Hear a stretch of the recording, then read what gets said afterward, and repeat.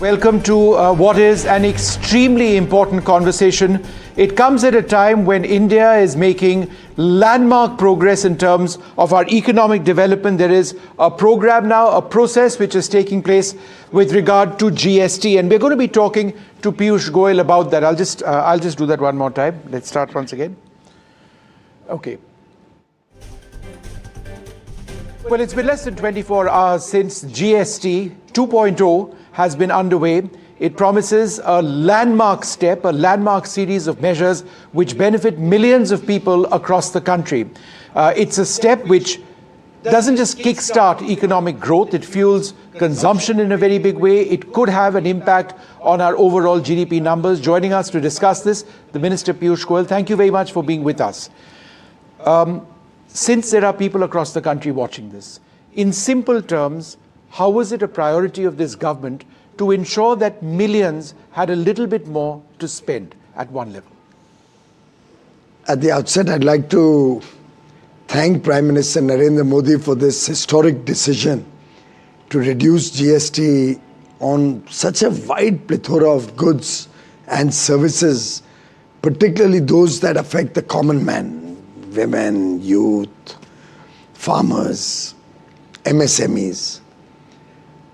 Because the way he has very systematically, over the last 11 years, changed a fragile completely devastated economy into the world's top 5 economies. Well on track to become the 3rd largest GDP by 2027. Today, the world's fastest growing large economy for the last 4 years. Clearly reflecting a renewed confidence and a renewed ability, thanks to strong macroeconomic fundamentals, to be able to carry out a step as transformational as this reduction in GST. This has been done to a plan. It's not as if it's an overnight decision. Obviously, you will realize that when such a large number of changes are done to rates, rationalization of rates, processes, simplification of procedures, it's a labor of love of many, many months. Officers, groups of ministers from the states, the central government, everybody has worked on this. And I think it's a series of steps being taken to strengthen the economy. You saw the income tax reduction of rates, yes, and increase in slabs without payment of tax, now up to 12.75 lakhs for a salaried person, yes, and 12 lakhs otherwise also. A person doesn't have to pay any income tax, and that has given a huge relief to the middle class. This step coming so soon thereafter is an icing on the cake. It in a way gives a big boost to consumption demand, coupled with the huge investments the government is doing on infrastructure spending. The 2 pillars, infrastructure spending and consumption demand, collectively making up the GDP, and with a huge multiplier impact in terms of growing demand leading to higher production, particularly now the demand for Swadeshi goods. India-made goods is also becoming current coin. More and more people are now... I see you're doing away with Coca-Cola and aerated drinks, you put them at 40%. Well, I wouldn't like to comment on that, but the idea is to promote domestic goods. And I'm very confident that the cumulative effect of all these transformational initiatives, and many, many more to come, this is just the beginning of the next generation reforms. Is this going to boost our GDP growth? Well, GDP growth has consistently been high. We have been able to bring inflation down to 1.55%. It will clearly have a very positive impact on GDP growth. It will clearly help us to sustain the momentum. And over the next few years in the Amrit Kal, our effort to take a $4 trillion economy to a $30 trillion economy by 2047, bring greater prosperity to the last man at the bottom of the pyramid, ensure that 140 crore Indians get a better quality of life. They have ease of living. Their children get high quality healthcare, education, good opportunities in life. This mission that Prime Minister Modi has set out on will get a huge impetus with this reduction and rationalization and reform of GST laws. This comes obviously at a time when there are those sanctions and tariffs upon India 50%. The textile sector is one which has been potentially vulnerable in the face of these sanctions. And there are benefits for the textile sector as far as GST is concerned. Was the timing of this, in a sense, done to help those who might have been impacted? As I mentioned, this is certainly not something you can do overnight. The tariffs. But you could announce it this time. No, we've been working on it for a long time, and periodically it has been publicly known also that this is going to come in. On 15th August, we got a flavor with Prime Minister committing and promising to give a huge Diwali gift. Yeah. And there you are. He always delivers on his promises. And with Navratri coming up on 22nd, the festive season starting on 22nd September, I think the timing is just right. It's coincidental that we have certain sectors affected by high tariffs from another country, and this will ameliorate their impact quite a bit. For example, textiles is one of the biggest gainers. Yes. Footwear and leather is one of the biggest gainers. So our food products, the amount of benefit that farmers and the entire value chain in food products will get is humongous. All of this will lead to greater purchasing power in the hands of the common man. It'll be a big relief to our consumer spending costs and will help many sections of society to go in for things which they would otherwise not have been able to afford. So whether it's two-wheelers or cars, whether it's white goods like air conditioners and refrigerators, whether it's beauty salon products, cosmetics, or our day-to-day requirements, textiles, footwear, furniture, paper, you name the product, and there is a benefit accruing. Affordable housing will get a big boost, which means more jobs, more business opportunities, with cement coming down from 28 to 18%. Pharmaceuticals is one of the biggest beneficiaries. Life-saving drugs are down to zero. Many products in the pharma industry, medical devices have been given lower GST rates. So it's a very holistic, well thought out new regime that has been brought in. Certainly cannot be done to time it with a tariff imposed on 20%. But that said, it does benefit those sectors which are impacted, and so it helps in that sense. Where is the situation with talks on America and trade? And I will not belabor this point because I think GST is the focus. Talks never happen with the media. But I can tell you the US-India relationship is very consequential. It's a very strong and powerful friendship. We have been allies for far too long. We've had blips. We had the sanctions post the nuclear tests in '98. We overcame that. And I'm very sure that this relationship is very sustaining and long-term and will continue to grow. And there is no compromise on our autonomy, which in this case is linked to the import of Russian oil. I think 140 crore Indians know that Prime Minister Narendra Modi stands tall and strong to protect national sovereignty and national interests. From an economic standpoint, there is a great deal of hypocrisy in what's happening, not just about America, but if you look at Europe. A lot of our refined oil products are going to Europe. They're going to other parts of the world. And yet, China imports more Russian oil than us. And yet, it's India which is being targeted in this manner. The foreign minister... Job tougher. I mean, I know what the foreign ministry has said. I can narrate to you the words that they have said. Foreign ministry is a huge aspect of our economy. The foreign minister and the ministry has very categorically brought the facts on the table. And I'm sure once the facts are appreciated, it will have its own resonance on the trade talks also. Let's get back to GST and the huge announcement yesterday. What I found really interesting is insurance and the fact that the common person who doesn't invest in insurance because it might just have been too pricey for him or her is now incentivized to do that. And that saves lives ultimately. I mean, that's what it all boils down to. How is this a critical part of the GST reform? If you see Prime Minister Modi's track record of 11 years, he has been very focused on social security. You will recall right in the first year he started the Atal Pension Yojana.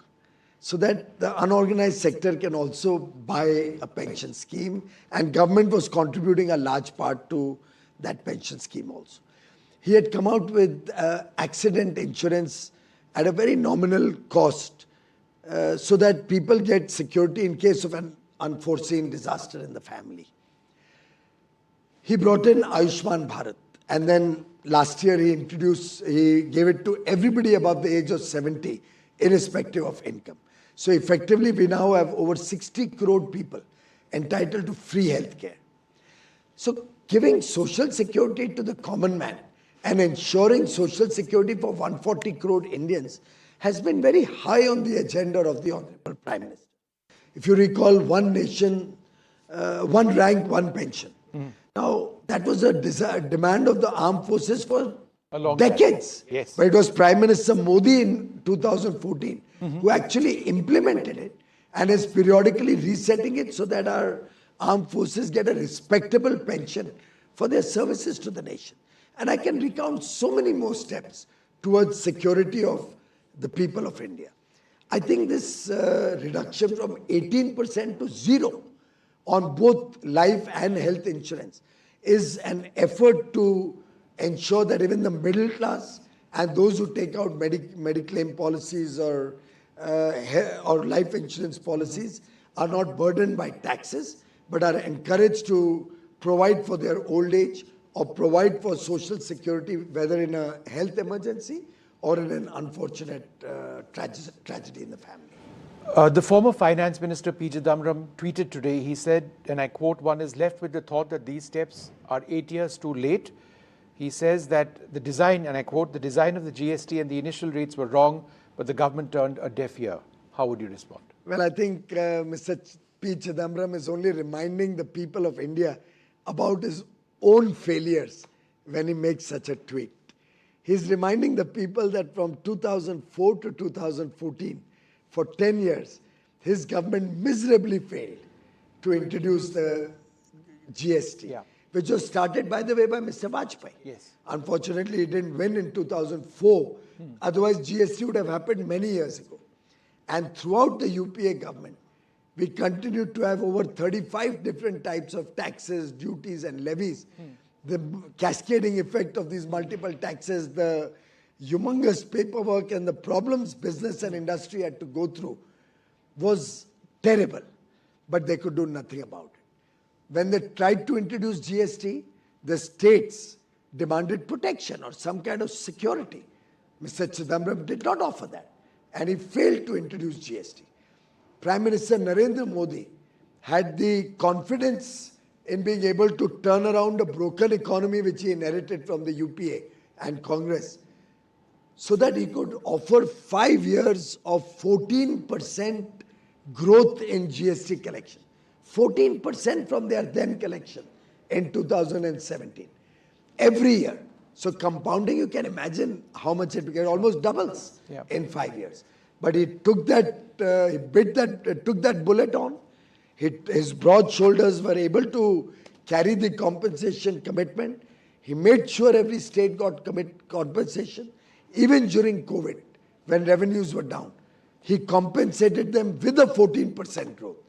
And now that the compensation is getting completed, the loans taken to pay off the COVID period compensation are now getting over. It gave the Honorable Prime Minister elbow room to be able to bring down taxes further. Having said that, I'd like to remind you, Vishnu, right from 1st July 2017, when GST was introduced, from day one, the cumulative impact of GST was less than the pre-2017 tax. And then periodically he's kept reducing these taxes. In 18 alone, he reduced over 100 products GST, sanitary pads and so many others. And this one, of course, is game-changing. This transformational. It'll have a huge impact in the lives of the common man, and it'll take the economy to newer heights. But there's a fundamental assumption over here that companies, manufacturers will pass on the savings to consumers like you and me. How is anti-profiteering a built-in goal in this GST 2.0? Of course, the law does provide enough ability for the taxman to look into the books and ensure that the net effect is passed on to the consumers. But Prime Minister Narendra Modi believes in trusting the people of India. You must have seen right from 2014, he has tried to reduce the compliance burden. Over 41,000 compliances have been reduced. He's tried to remove all obsolete laws, and that process continues. He has decriminalized several laws, trusting that the people of India will not do. And sometimes if a small mistake happens, you don't put a person in jail. Yeah. So we had Jan Vishwas bill, by which many provisions of the law were decriminalized. Jan Vishwas 2 was tabled in the parliament and is before a joint committee now to be appointed by the Honorable Speaker, in which 355 more provisions will be decriminalized. We are working on many more steps for ease of doing business. Our basic ethos of Prime Minister Modi's government is trust. People trust Prime Minister Modi, therefore he trusts the people of India. It's a two-way trust. And therefore we are confident. I'm in dialogue with several industry associations. All have committed, all without exception, that they will ensure full pass on of the benefit of GST reduction. And they have thanked the Honorable Prime Minister for reposing such faith and confidence in Indian business. They have all committed to promote and invest further Make in India so that we can have more and more Swadeshi goods. And as consumers, I think 140 crore Indians today have resolved that wherever possible, we will only use Swadeshi goods so that our brothers and sisters get more opportunity, get more jobs, get more income, and the nation can grow in an inclusive fashion where everybody benefits. Then there's the demerit tax. It's also called the sin tax. I know the government has not called it the sin tax per se, but that word has gone around. There are those who suggest, and it's not my opinion, so don't come down harshly on me, that the government shouldn't be deciding what is sinful for a citizen. In this case, obviously, tobacco consumption. But then, of course, there is the entire issue of the wellness of our citizens. There's an ethical issue, there's a health issue, there's an economic issue. How do you look at this? You know, very often what is good for a person is not recognized by him on himself. Yeah. You need to tell him that. So when you go to see a movie, after all, don't you see that advertisement which shows you the impact really of cancer, yes, which you can get by chewing tobacco or smoking cigarettes and cigars? Yeah. We are all aware how much obesity and sugar and blood pressure and all these problems, how fast they are growing in the nation. Prime Minister Modi has consistently talked about preventive healthcare. It's not only curative, but preventive healthcare and wellness. That India should be a fit India, healthy India, has been his thinking always. Yeah. And I think towards that end, he has taken a very wise decision. Sometimes you've got to help people understand what's good for them. Yeah. And I think this is a small effort to also ensure that consumption of these goods are at the cost and risk of the person. I think more and more people will become aware that these are not good for them. That is in the best interest of the country. A final question. There's a lot which is aspirational also. Air conditioners, which were considered a luxury item and which the governments, all governments have called a luxury item in the past, is now called aspirational. And I suggest that that's what it is. It is aspirational. In so many senses, it's a realistic requirement. The tax structure on that has come down a great deal. The tax structure on cars of a certain size and length has come down as well. The common man's car. And that obviously appeals to a massive middle class, which is earning and two-wheelers and two-wheelers under 350cc as well. So how is that a key focus also? Well, young people working, we are very getting proud. into it. We are really very proud of the middle class of this country. They have become middle class. They have come up the ranks.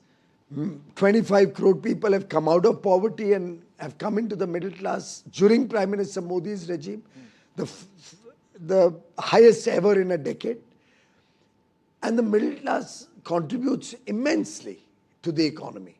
They contribute through their work, they contribute through their sheer talent and skill. The middle class also drives the economy forward, and they deserve to get a good deal. Therefore, the income tax up to 12 lakhs was made zero, or 12 lakh 75,000 for salaried income earners. Now with this GST reduction, they'll also have the ability to improve their quality of life. And this is a continuous effort Prime Minister has had for 11 years and will continue to have for another 22 years till we reach the goal of Viksit Bharat in 2047. So I think this country will be eternally grateful to Prime Minister Narendra Modi. This country will see rapid transformation further towards ease of doing business, towards ease of living. Decriminalization will be accelerated. We will focus on certain sectors so that growth opportunities increase. We'll focus on making sure there's inclusive growth and sustainable growth in the country. I think this is the beginning of a virtuous cycle of growth, which Prime Minister Modi has taken it upon himself to offer the people of India. In the next 22 years, as we grow from a $4 trillion economy to a $30 trillion economy, the nation will make sure that every child born in India will be a proud citizen of India, will have a good quality of life, a prosperous life. The nation will certainly fulfill Mahatma Gandhi's mission of Swachh Bharat, Mahatma Gandhi's mission of Swadeshi Bharat. I think every single program Mahatma Gandhi had promoted, Prime Minister Narendra Modi is taking forward his vision, his mission, and I think the nation today stands behind Prime Minister Modi as one united nation, supporting Prime Minister Modi's efforts. Well, there's a lot over there in the GST. Thank you so much, sir, for speaking to us. Let's hope it works out and it spurs consumption, which is what the big goal is. Well, there you have it, the Minister Piyush Goyal, someone who's known really about what the overall goal over here is. It's called GST 2.0. The fact that it's been accepted in this manner across the country, across states, is an indicator that the need to simplify the structure, bring it down to 2 tax slabs, and the big effort at trying to spur consumption as a means of driving growth, but also helping millions of citizens across our country remains a huge priority.